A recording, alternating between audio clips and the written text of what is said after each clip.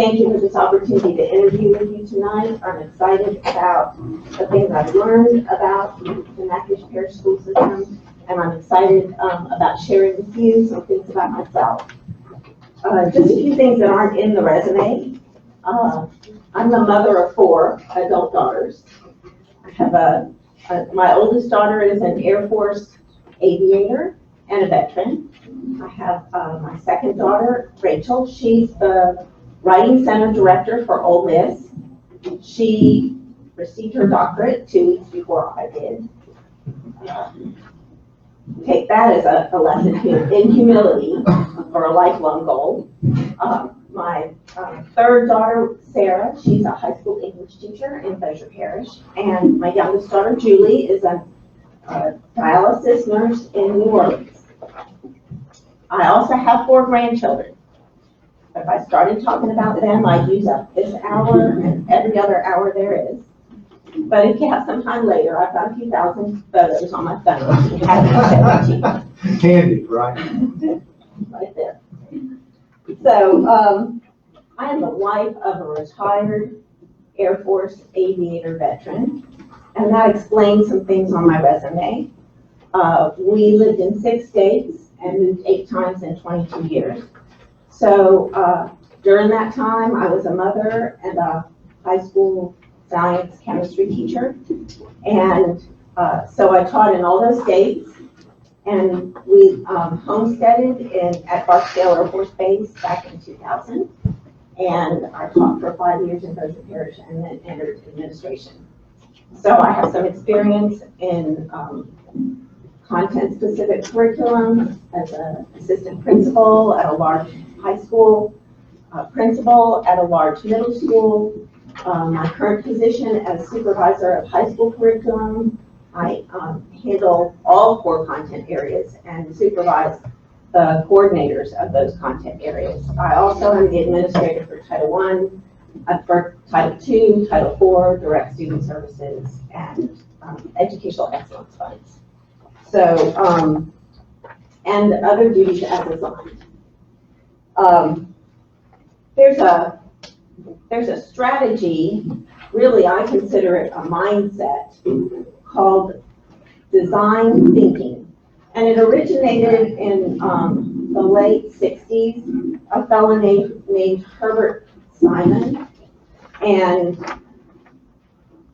it's been implemented most recently, and you probably would recognize some of the folks that have implemented design thinking, such as Tim Brown and Steve Jobs. The idea in design thinking is that you begin with the needs of the end user.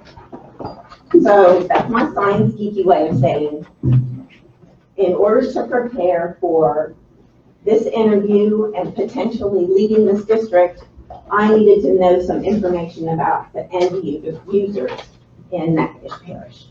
And to your credit and that of your Chamber of Commerce, there's a wealth of community information about opinions about what the citizens of Natchitoches want in a superintendent, and that was very helpful. I also sought my own feedback. You know how that works when you network friends of friends and so on. And so I talked to a retired teacher, I've talked to graduates of the school system, I've talked to the mayor, I've talked to Mr. Davis. It is my practice to find out everything I can. I did that as an Air Force wife every time I moved. Found out everything I could about the community where we were going to relocate. And so it was important to me to find out as much about your community, because I'm a firm believer that strong schools, strong community. And so finding out the needs of your community and the desires of your business, area businesses and teachers and retired teachers, that was really important to me to get prepared for this. So based on that information, I created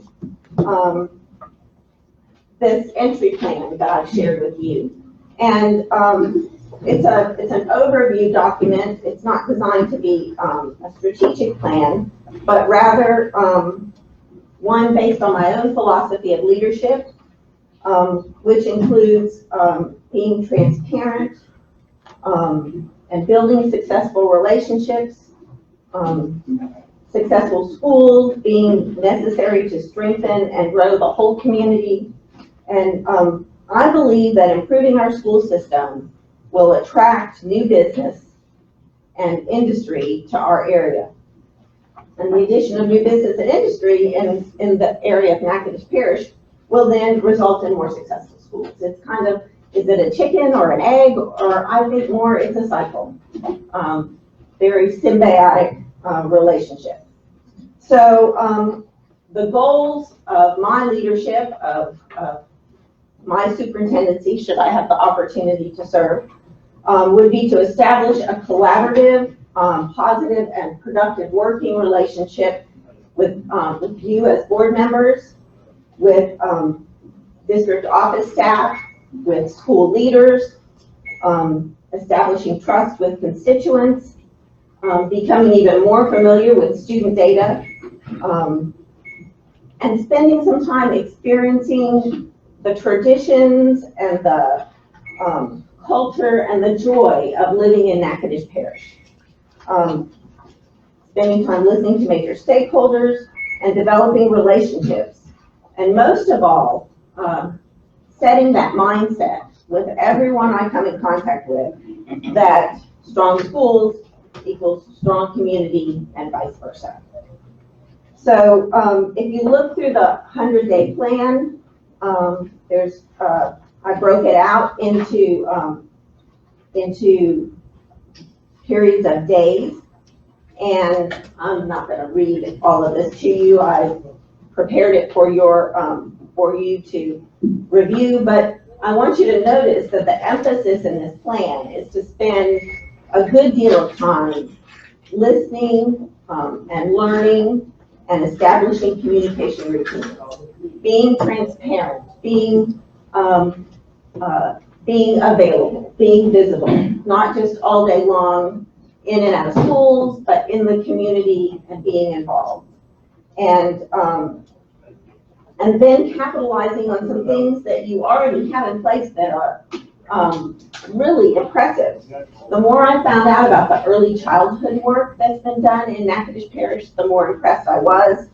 I'm a firm believer in cradle to career is the job of the public educator. And the work that's been begun here in early childhood really does lay the groundwork for a vertical pipeline of school readiness and school success.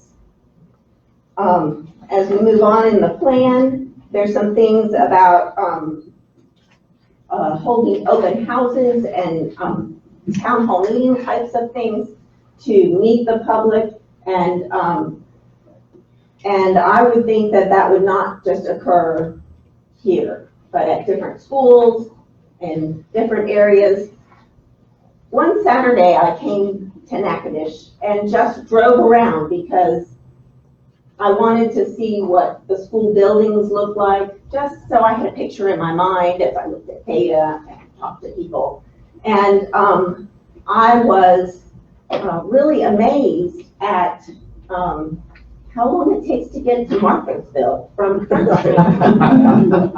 That's on a good day. So just having that frame of reference and realizing that if as superintendent I was available here, then the constituents that essentially had to pack a lunch to come to town may not ever meet me. So to me, it's very important to go where the citizens are. And so that would be a key component of my plan in terms of holding open houses or town hall meetings. And in my research, I spent some time talking with my friends at NSU, and I worked with Dr. McAllister and some others there in my role in Dozier Parish with dual enrollment agreements.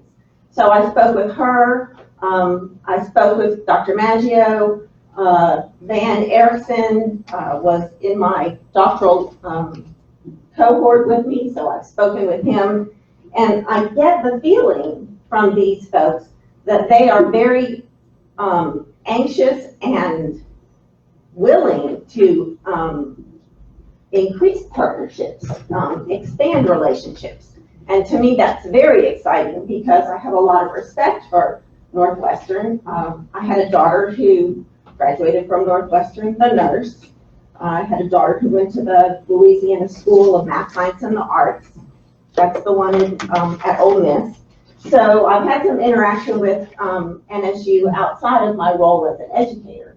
I have always been incredibly impressed with how easy they are to work with, how supportive they are of the K-12 students. So that's a key portion of my plan, would be to work with NSU, particularly on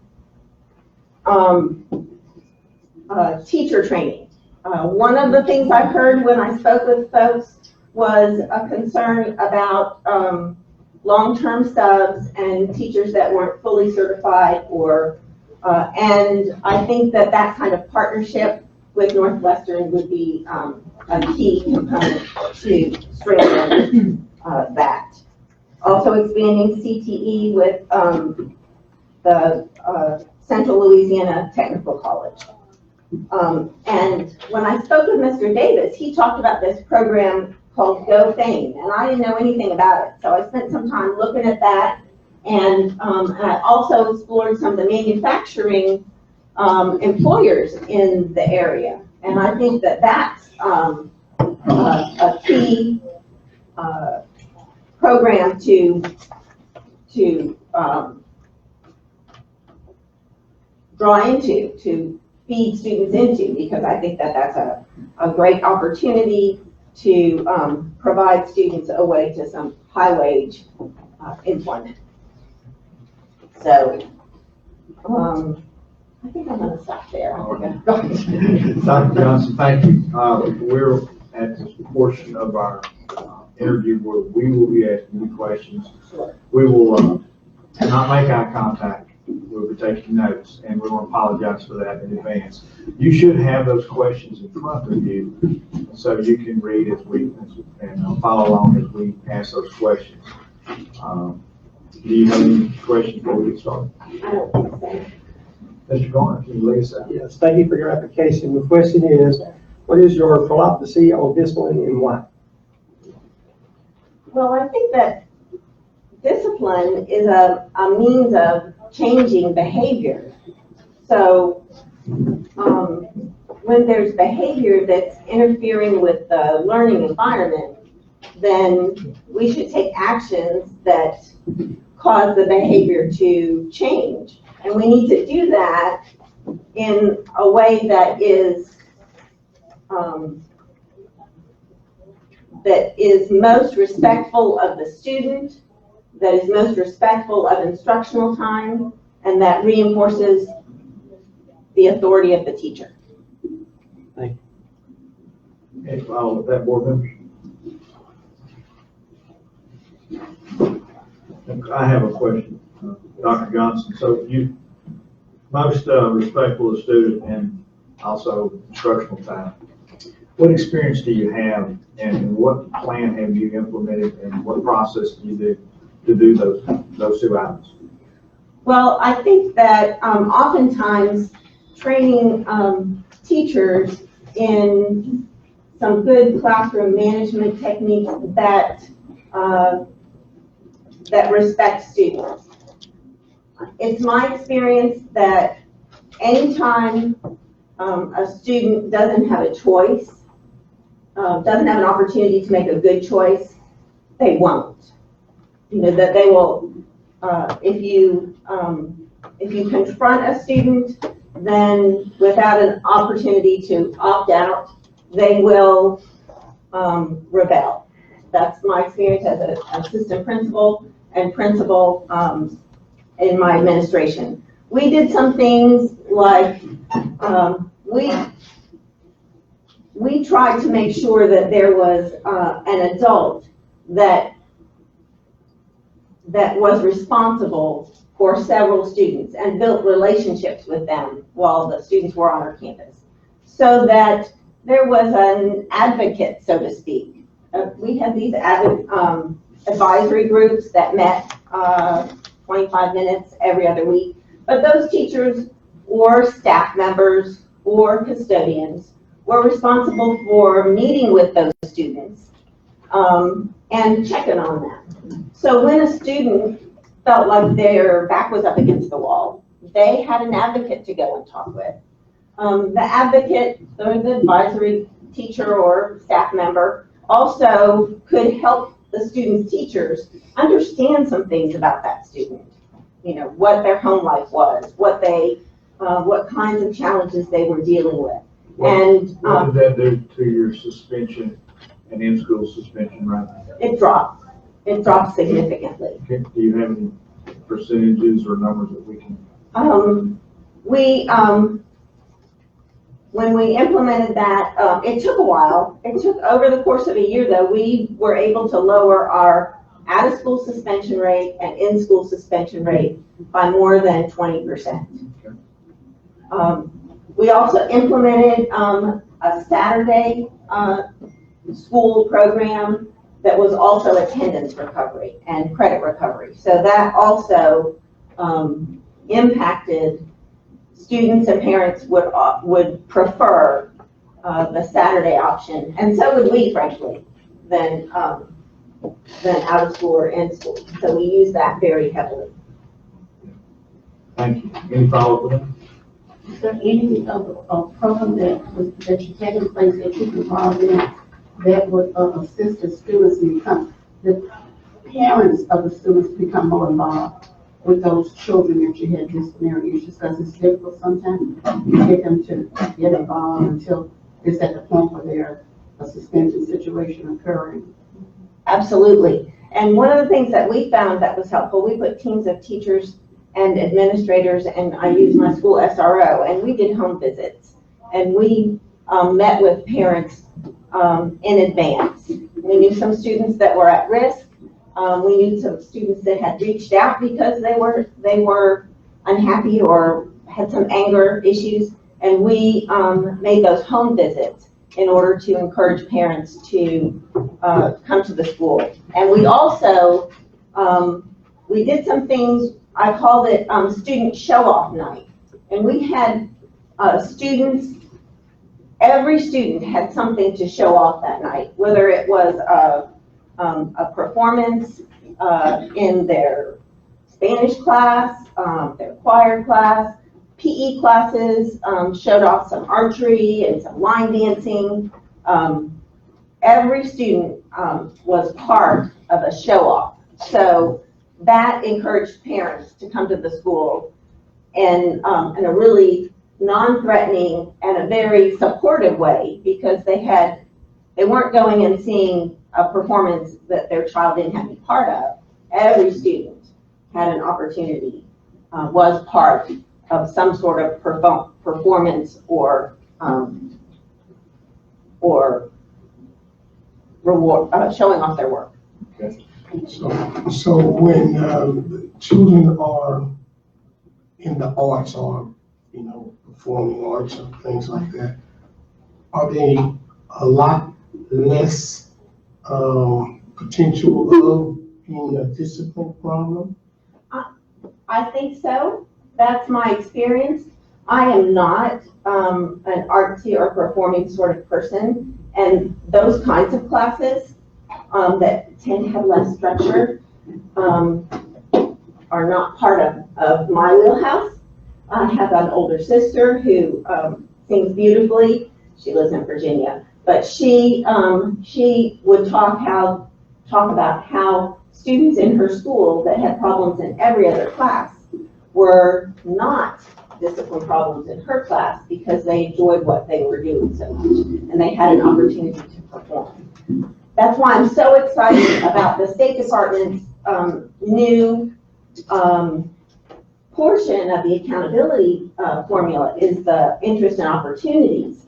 And that's only going to be 5%, but that's going to cause us to be intentional about student time as we have been rushing and intentional to provide more time for English and math and science and social studies and working on those test scores, we have not been, as educators in Louisiana, as intentional about honoring that time. So providing those interests and opportunities, which is performance and arts, visual arts, performing arts, foreign language, STEM, robotics, all of those kinds of things, which can be the kinds of things that keep kids in school and keep them excited about learning and making those extensions. I think that's going to have a huge impact. And I'm so happy that the state is recognizing that as an important thing to value in the school performance. That's fine. If we don't, we're on question one, and we're 30 minutes. I think she may have answered my question. Yes, ma'am, that was very close to what Reverend Harris was asking. What are your thoughts on having visual, performing arts, and music in our schools? How would you allocate or find funding for these programs? Well, I think the arts, as I said, make a huge difference in students' lives. And there are some federal funds to do that. You can use Title IV funds to fund well-rounded students, which includes the arts. And it's not a huge federal pot, but it's a beginning.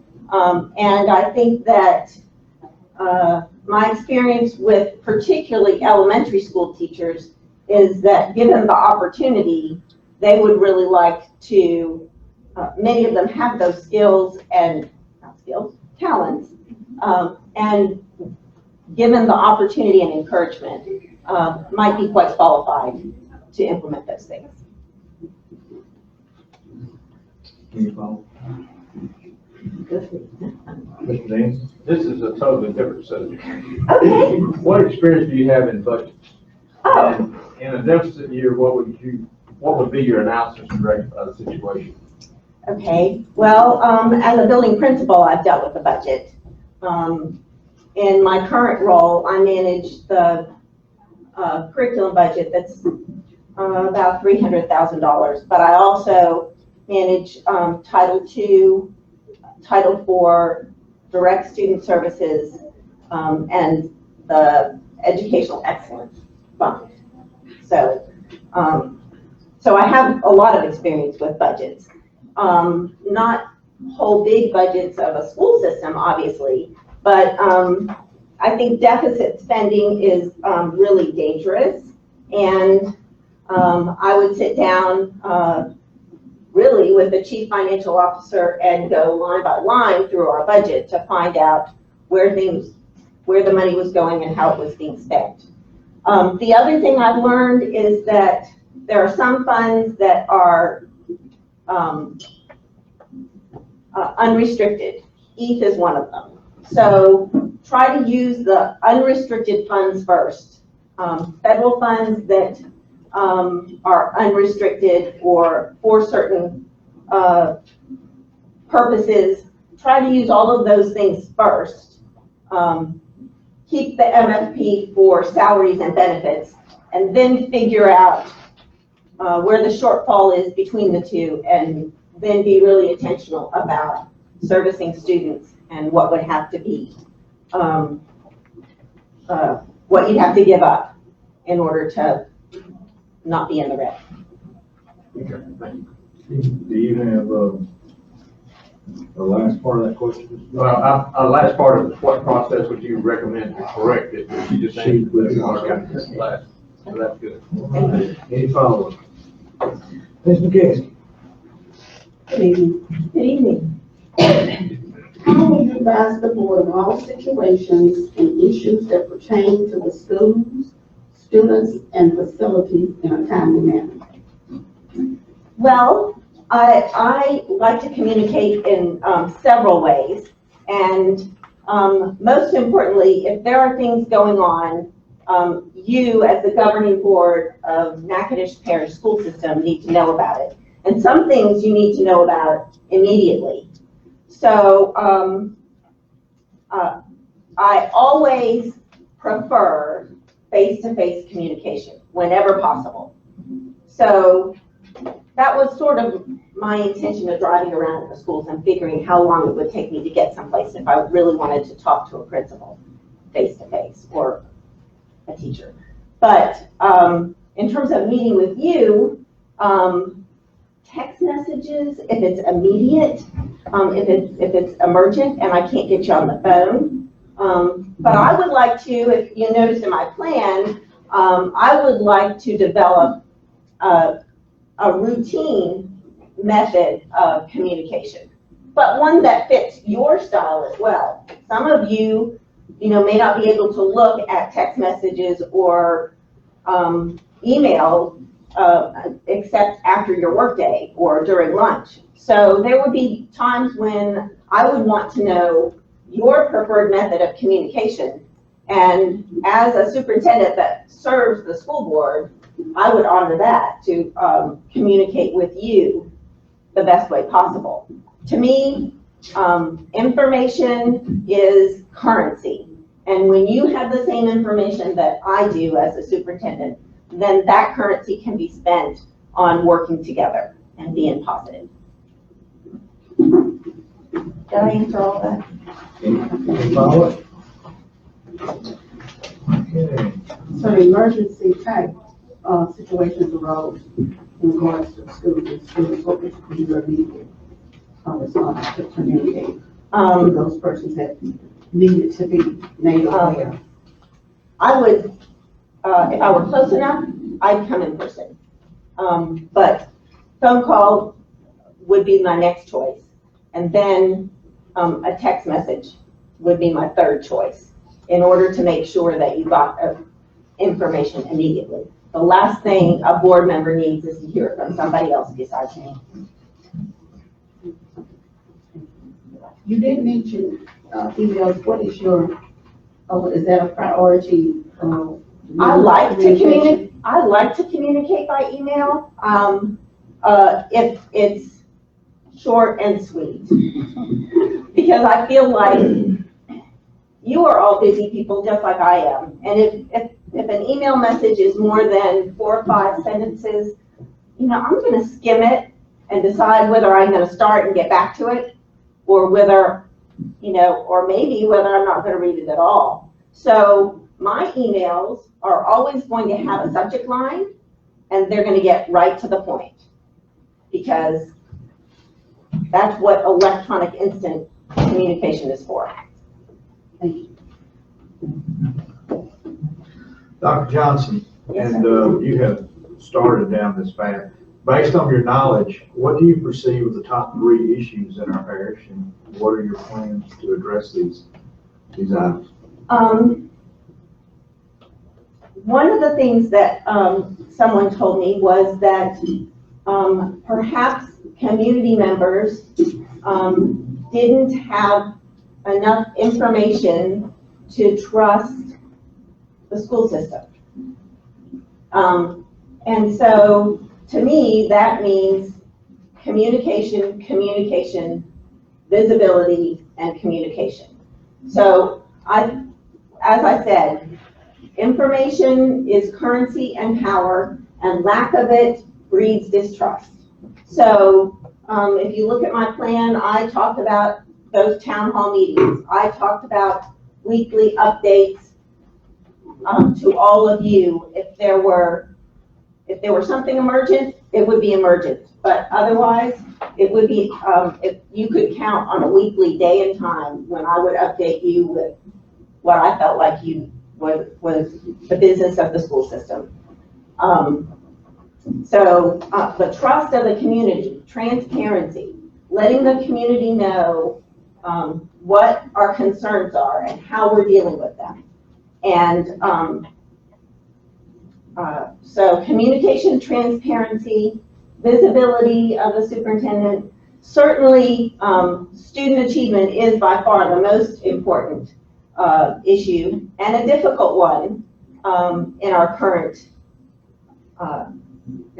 state of affairs, simply because where we measure student achievement solely by a test. And as I mentioned, some of these other things that I think the State Department is bringing in is a better way to acknowledge student success and school improvement. And then the third issue, I think, is always finances. There's never, we always want to do more for our students, so we always want more money. We can't always find more money, so we need to use the funds we have, braid them as best we can, and be really creative about getting the most amount of student, I'll use student services to mean curriculum, supplies, all of those things, but get the most for students for the money that we have. Okay. You mentioned student achievement, do the best we can with what our current climate, or what does that mean?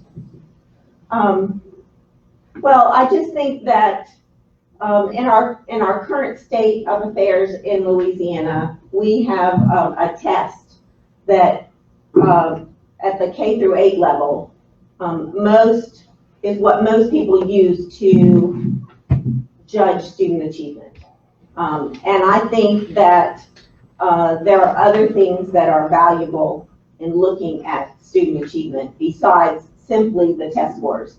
At the high school level, that formula is a pie shape, and there are 4 or 5 now with interest and opportunity, 6 things that we use to measure a high school.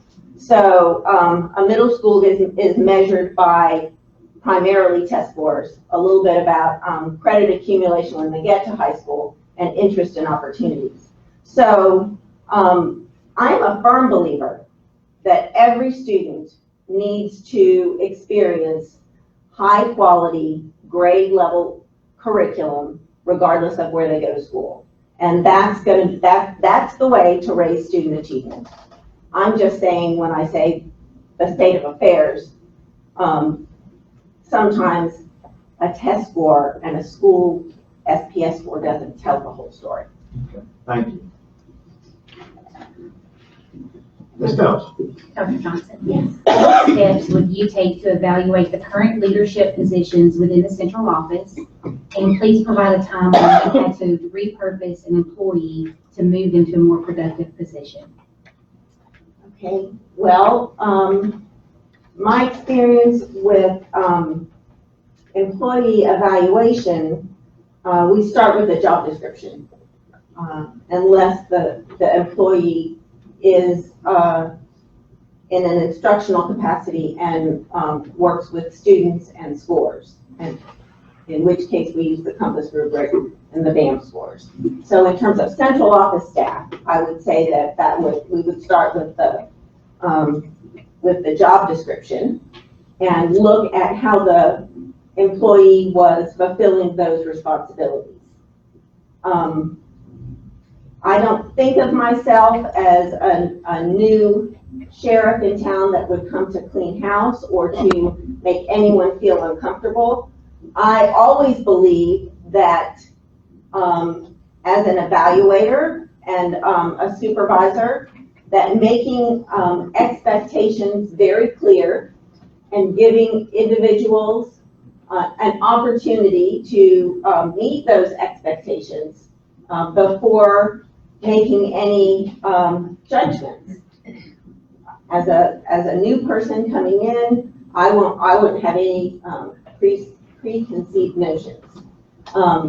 So I would expect to spend some time communicating my expectations and then giving central office staff or any staff the opportunity to meet those expectations. I have spent some time having to, have been in some situations where I've had to repurpose employees, mostly at the school level. When I was principal, having some teachers that were not in a situation that took the greatest advantage of their talents. There was a teacher that was teaching English, and he actually filled in when my yearbook sponsor went on sabbatical. And he did such a great job with yearbook and the technology that the next year I assigned him to begin our robotics program, and it just took off and nearly tripled in terms of student enrollment and in terms of student success at robotics tournaments and such. Thank you. Any follow? Mr. McClure? What experience you have with transportation program, and how do you manage a contract system? I have very little experience with transportation, other than being responsible for the bus drivers and the bus schedules when I was an assistant principal. So in terms of a big understanding of multi-routes, I don't. I would have to educate myself on that in order to fulfill that position. I would probably count on, I know some people really well that would help me with that, that do know those kinds of things. I have managed contracts before, because in my current position, sometimes we have a rural K-12 high school, K-12 school that lost a Spanish teacher. And so I've managed several times individual contracts for online companies, and then actual face-to-face folks who were just available for short periods of time to take on those contracts. As a principal, I've handled contracts for equipment in my school, copiers and things like that, but not something large like a transportation contract. Any follow? Reverend Harris? How will you ensure equitable opportunities grounded in support, tools, resources, time to learn despite race, zip code, or family background? And you did talk a little about that. Yes, sir, I did. I'm really passionate about students having opportunity regardless of where they live and regardless of what level of income they're born into. That's something that gets me pretty riled up in terms of trying to make sure that students have all the same opportunities. And, you know, equity and fair does not mean equal. Equity and fair means that every student has those same opportunities from the place they begin. So, you know, we see that mostly in Title I funding. You know, Title I funding provides more funds for students of low economics demographics because those schools, those families can't provide the same level of support. That's why we need to protect those Title I funds for students of poverty. I think also that students need to be exposed to high level, on grade level curriculum, regardless of where they live and how much money their families have, or what, even in spite of whatever challenges they experience at home. So we have to do things to support those students if they don't have the readiness at home. As I mentioned at the beginning, I'm really excited about the early childhood mission. I think that's, again, phenomenal. But that's not enough. We have students who, in every low socioeconomic school, that come to school without the readiness that their other colleagues, other students, fellow students have. And we need to provide those supports with additional staff or with additional resources or with after school programs or before school programs. And we need to empower teachers with the right resources, the right training to be able to do that. Because teachers have to teach the on-grade level curriculum, but they also are going to have to come along and provide these supports because there are gaps in what the students have, what experiences they have.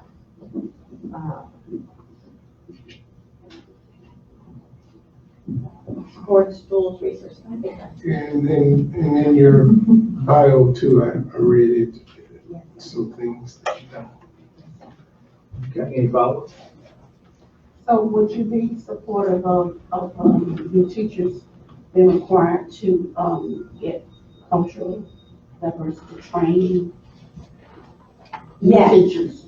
Yes. Online. All teachers need to have training in cultural diversity. I spent 5 years on the island of Guam, courtesy of the Air Force, and I learned so much about respecting other people's cultural backgrounds that that you couldn't learn any other way. But the average middle-class white person does not have that kind of understanding, and it's essential. I think you could use things like our colleagues at NSU to help with that, that kind of training. But yes, ma'am, we can't ask a teacher to teach a demographic group that they don't have the understanding and the cultural sensitivity, because then we're asking them to do something they're not prepared for.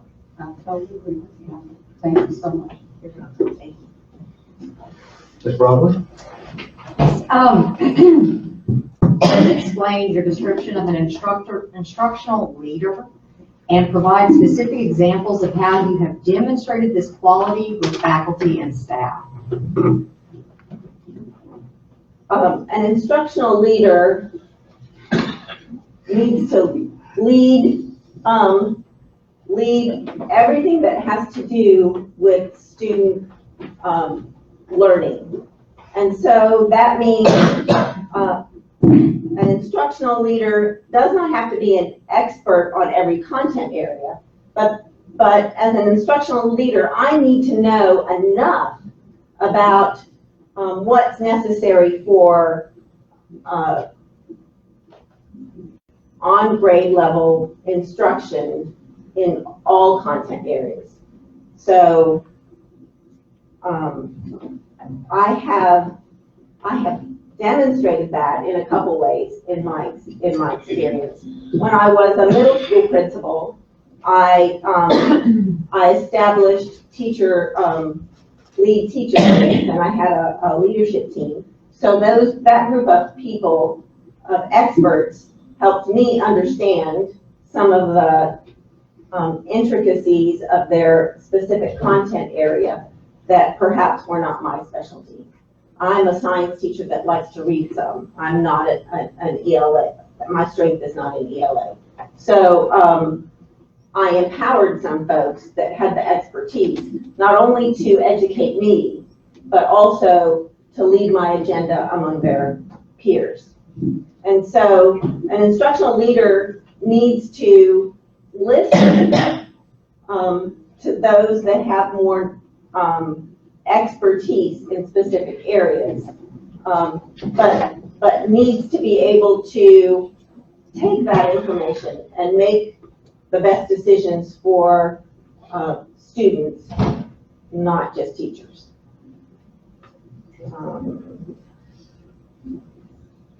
And I think that as an instructional leader, you have to spend time and you have to model to principals, teachers, and students that you are educating yourself on whatever you're asking them to do.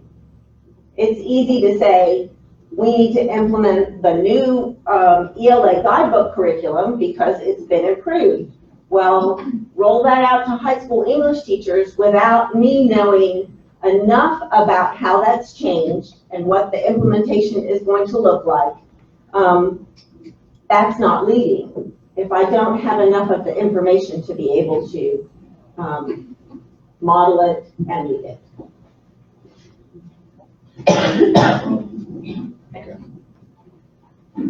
Ms. Willis? Hi, Dr. Johnson. Hello. My question is, how do you plan to introduce yourself to our community, the local businesses, and our staff? Well, there are a couple ways that I would accomplish that. I would become a part of this community. My husband and I have looked at real estate. I found a yoga studio. I've driven around town. So I would dive right in. That's part of my wheelhouse as an Air Force wife. I come to a new community and I dive right in. I would find a church to join. I would become part of civic organizations. I would attend Chamber of Commerce meetings and other organizations. I would, as I mentioned in my plan, I would do some of those town hall meetings across the district to provide opportunities for parents and community members to meet me and ask me questions and talk. I would use, I also talked in the plan about how I would introduce myself to school leaders. I think that going and meeting with them individually, as I mentioned earlier, I like individual face-to-face meetings, because I just feel like at that time, all of my focus is on the person I'm speaking with, and all of their focus is on me, and communication is better. So I would get that done. I think in a week's time, I would meet with every principal. I would go to every faculty meeting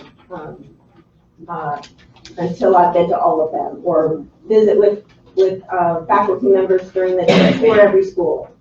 I'm busy. I would like to be in the schools with the students and around the community as much as I possibly can. Thank you. Ms. Goodman? Dr. Johnson, my question is, how do you plan to monitor leading critical indicators to support all children performing at grade level or above? And how would you communicate this information to the staff? Well, there are a number of leading critical indicators of student performance. Attendance and discipline is certainly one of them, or two of them. But I think that we have the opportunity. The State Department still makes this assessment available for no charge, and that's the LEAP 360, and those are interim tests that all teachers can give in tested areas, and so that's a way to monitor student. That's an indicator of student achievement, so we can look at where we are and see what kinds of corrections or adjustments need to be made based on that data. I'm a huge supporter of using some common assessments in grade levels and in subject areas, simply because that's a means of looking at how students are doing, how all students are doing. And it's a way to connect teachers who are getting some good results to share information with teachers that are not getting the results they want.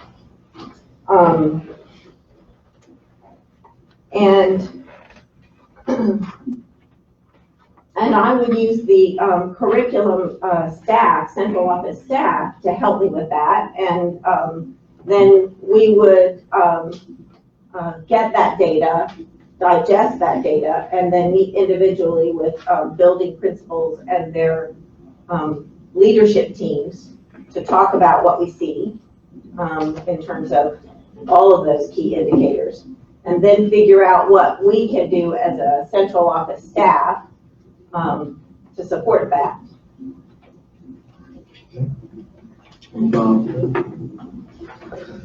Dr. Johnson, Those are our questions, and we're now at your closing remarks, and if you would, we've allotted 8 minutes. Well, I thank you for your time and the opportunity to speak with you. I love the opportunity to spend some more time in Natchitoches. I have enjoyed learning about your community and about your schools. And I think that, quite honestly, Natchitoches is a diamond in the rough.